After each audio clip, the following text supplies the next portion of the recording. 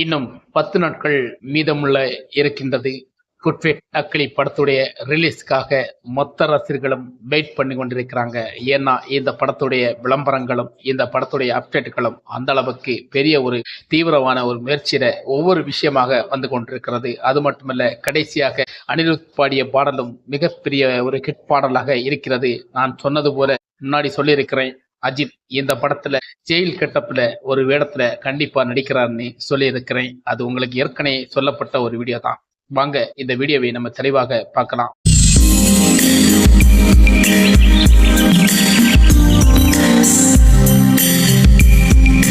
அனைவருக்கும் வணக்கம்.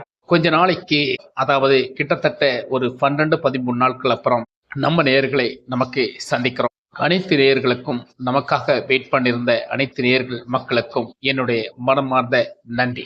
இந்த சேனல் மூலமாக நமக்கு பல விஷயங்கள், சினிமா விஷயங்களும் சரி, சோசியல் மீடியா விஷயங்களும் சரி பேசிக்கொண்டு வருகிறோம். நமக்கு நிறைய நபர்கள் சப்போர்ட் கொடுக்கறாங்கன்னு நினைக்கிறேன். ஆனா சப்போர்ட் கொடுத்த அனைத்து உள்ளங்களுக்கும் மிக மிக பெருந்தன்மையான ஒரு நன்றியை தெரிவித்துக் கொள்கிறேன். இந்த குட்விட் அக்கிலி படத்துக்கு இன்னும் 10 நாட்கள் இருக்கிறது. இந்த 10 நாட்களை பொறுத்த வரைக்கும் குட்விட் அக்கிலி படத்துடைய ஒரு விறுவிறுப்பு எகிரி கொண்டே இருக்கிறது. கடைசியாக அனிருத் படுத்த பாடல் மிக்சிங்காக பழைய சாங்குகள் எல்லாம் மிக்சிங்காக வைத்து எகிரி தூக்கி எரிகிறது. அந்த அளவுக்கு இந்த பாடல் அதிரும்புதிருமாக இருக்கிறது. இந்த படத்தை பார்த்தவர்கள் சில பேர்கள் சொன்ன தகவல்களும் அப்படித்தான். இந்த படம் மிக முக்கியமான ஒரு கமர்சியல் சினிமா மட்டுமல்ல, பல சென்டிமெண்ட் மூமெண்ட்டுகள் எல்லாம் இந்த படத்தில் சில விஷயங்கள் இருக்கிறது. ஏன்னா இந்த படத்தை பொறுத்த வரைக்கும் நம் குடும்பமாக சில விஷயங்கள் நடக்க வேண்டும். குடும்பமாக இந்த படத்தை பார்க்க வேண்டும். அஜித்துடைய படத்தை குடும்பமாக பெண்களும் ஆண்களும் பார்க்க வருவார்கள் என்று தெரிந்துதான் இந்த கதையை செதுக்கி இருக்கிறார் ரவி கே சந்திரன். இந்த படத்திற்கு இன்னும் 7ஆம் தேதி 8ஆம் தேதி என்று நினைக்கிறேன் இந்த படத்துடைய ட்ரெய்லரும் ரிலீஸ் ஆக போகிறது. இந்த படத்தை பொறுத்த வரைக்கும் மிக முக்கியமான நிகழ்வுகள் எல்லாம் இருக்கிறது. இந்த படத்தில் அனிருத் ஏன் அஜித்துக்காக ஒரு பாடலை பாடியிருக்க வேண்டும்? இந்த படத்துல தான் அனிருத் மியூசிக்கே இல்லையே, ஏன் இந்த அனிருத் இந்த பாடலை பாடியிருக்க வேண்டும் என்பதற்கான ஒரு விளக்கம் இருக்கிறது. ஜிவி பிரகாஷ் அனிருத்தும் மிக நெருக்கமான நண்பர்கள். அது மட்டுமல்ல, நம்முடைய தலக்கு அனிருத் மிகப்பெரிய ஒரு வெளித்தரமான ஒரு ரசிகர்கள் மட்டுமில்ல, உயிருக்கு உயிரான ஒரு ரசிகர்களாக இருக்கிறதுனாலதான் இந்த பாடலை அவர் வெளிப்படையாக தூக்கி எரிய வேண்ட அளவிற்கு ஒரு மிகப்பெரிய ஒரு பாடலாக இந்த பாடலை பாடியிருக்கிறார். மிகப்பெரிய ஒரு ஹிட்டாக இந்த பாடலும் அமைஞ்சிருக்கிறது.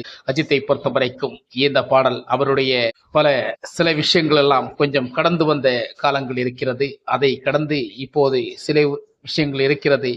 2 வருடங்கள் அவருடைய படங்கள் தாமதமானாலும் விடாமுயற்சி அவருக்கு அந்த அளவிற்கு ஒரு ஒஸ்தியான சில விஷயங்களை கொடுக்கவில்லை என்றாலும், நிச்சயமாக இந்த படத்துக்கு அப்புறம் ஒரு ஏறுமுகம் என்ற ஒரு அளவிற்கு அஜித்துடைய காலங்கள் மாறப்போகிறது என்பதை இந்த குட்விட் அக்கிலி படத்தோட தெரிந்துவிடும். குட்விட் அக்கிலி படம், இந்த குட் ஒரு நல்லவன், மீண்டும் ஒரு சுமாரானவன், மீண்டும் ரொம்ப ரொம்ப கெட்டவன் என்ற பல அர்த்தங்களோட இந்த படம் செயல்படுகிறது. இந்த படம் பல மூமெண்ட்டுகள் இருக்கிறது.